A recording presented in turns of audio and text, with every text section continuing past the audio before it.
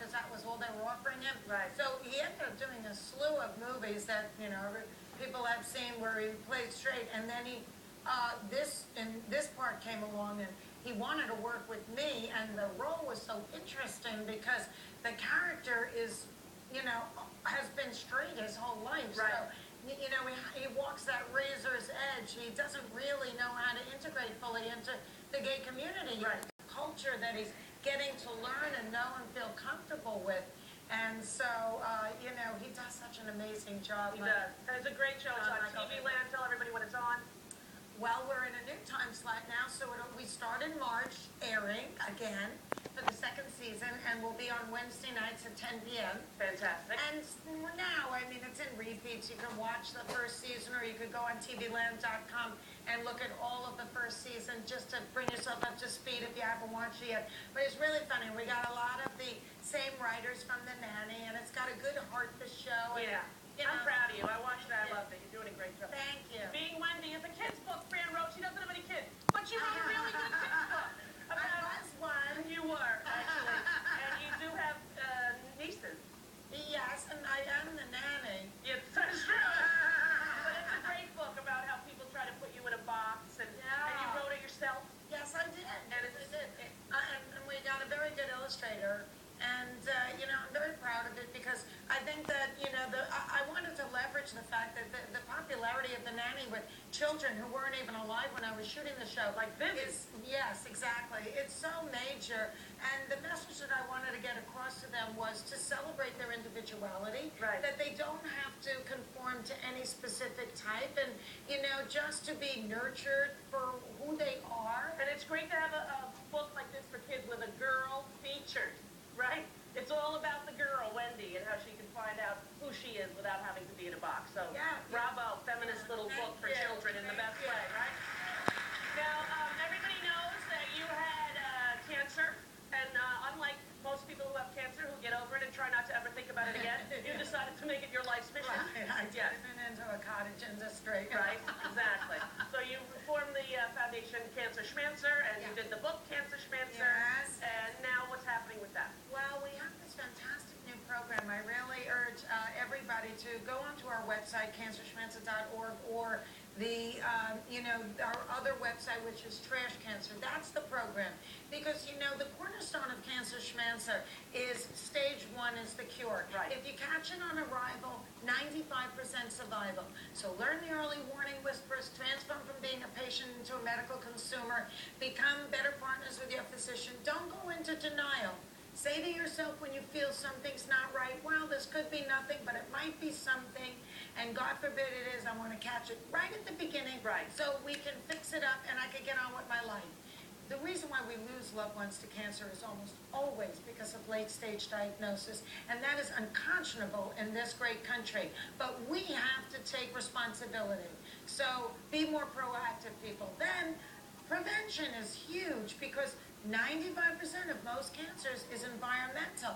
So we have the capability right now today to start helping reduce our risk of cancer for ourselves and our families by making better choices. About our diet. Yeah, a healthier lifestyle.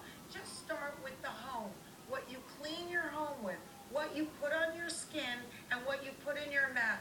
And every time you go shopping, try and make one thing a healthier choice. And so that falls under our prevention program, and that's our new big program. It's Trash Cancer. The jig is up, because once you wake up and smell the coffee, it's hard to go back to sleep. So I'm sounding the alarm. And very articulately, I might add. You're like, just press go, and I don't have to do it. You forgot what a great guest I am. Honey, I haven't forgotten. Oh. While you were telling the story about cancer, tell everybody about how being famous was not necessarily a benefit. Tell them that about nobody. Remember you told me that? No. Okay, can I tell them? All right. When Franny was sick, I was like, you know, I knew she had been sick for a while, and she had had a lot of symptoms, and doctors. How many years was it? 2 years. 2 years. 8 doctors with. Before I got diagnosed with uterine cancer, I got in the stirrup more times than Roy Rogers. Right. And the doctors would look at her and say, you look too young and beautiful, and you've got great. Right. Right. They said, you know, with the, you know, that I had leg pain because they said, oh, you have restless leg syndrome and drink gin and tonic before going to bed. And they my stool changed because I was eating too much roughage, cut back on the roughage, no more spinach. And then my breast was so hard, and they said, well, you had the of an 18-year-old, which I do. But now, there I was, in need of roughage, going to bed sloshed, and someday an attempt to kill myself. Right. And she said that, I said, well, being famous, I thought you would get the best doctors. And she said, let me tell you one thing, Angel. Nobody wants to stick their finger up John Wayne's ass and tell him he has cancer. Remember? You remember that? I thought it was one of your Now it's coming back to me. It was yours. That was good. I laughed. All right, now, Franny has this best friend, Judy. She's been her best friend forever. Yeah. I've known Judy since I've known Fran for 20 years, because once you're in the mishpucha, you never get out. Okay? So you and Judy went to Africa. Yay! And I asked Franny if she would bring a friend. Safari. Right, safari. Jewish girls. The two Jewish girls on safari. I said, you got to take a video for the show. And I don't really think it needs any explanation. I thought we'd end with it.